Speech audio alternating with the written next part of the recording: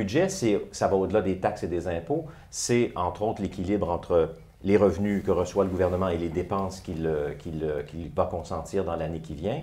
Et à cet égard-là, donc, on s'attend dans un budget à savoir si le gouvernement va équilibrer ses dépenses. Actuellement, on est en situation de déficit, Éric Desrosiers, et donc, le ministre des Finances vient tout juste d'ailleurs d'annoncer que le retour à ce qu'on appelle l'équilibre budgétaire, donc l'équilibre entre les revenus et les dépenses, sera reporté à 2017. On va prendre une année de plus pour y arriver à cause de la crise financière qu'on a connue. Il y a eu donc un déficit qui s'est créé. Mais est-ce que c'est... De quoi on parle au juste quand on parle d'un déficit? Est-ce qu'un déficit, c'est la même chose que la dette? Est-ce que c'est grave d'avoir un déficit pour un gouvernement? Bien, ça dépend pourquoi on a un déficit. De façon... À terme, n'importe qui va comprendre que de dépenser plus qu'on gagne, c'est pas une bonne chose. À long terme, c'est pas viable. Un gouvernement, toutefois, a un horizon qui est beaucoup plus long que celui des ménages ou des particuliers. Il gère aussi pour un ensemble qui est beaucoup plus grand, beaucoup plus vaste. Puis déjà, même pour les ménages, les gens vont comprendre qu'on est à s'endetter, par exemple, pour acheter une maison. Quand on est un jeune couple puis qu'on veut s'installer, il est peu probable qu'on ait déjà les centaines de milliers de dollars que ça prend pour acheter un logement.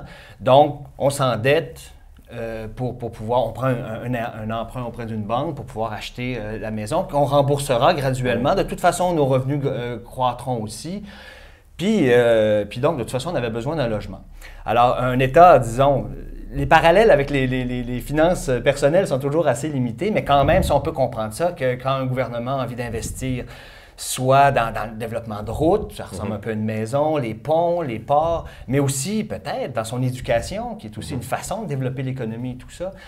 Ça peut être une façon, on pourrait comprendre que dans certains cas, s'il faut bâtir soudainement plein d'écoles, ça peut être intéressant. Ça, c'est la dette à ce moment-là qui grandit. Bien, donc, c'est ça. Alors là, à la fin de l'année, on regarde ses dépenses et ses revenus.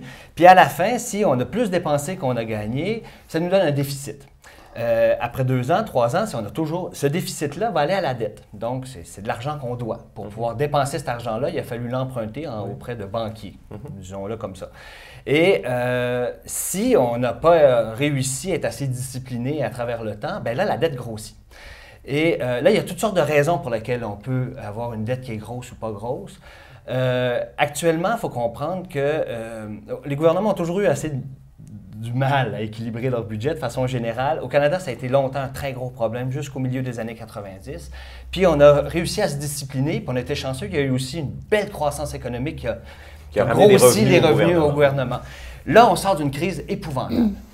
Qui a demandé d'abord des plans de relance économique pour relancer l'économie. Mais en fait, ce qui a surtout coûté cher aux États, c'est qu'en crise économique, il y a des chômeurs. Alors, les programmes sociaux coûtent plus cher. Et surtout, bien, comme je le disais plus précédemment, quand on parlait de la crise en Europe, c'est que les revenus s'effondrent.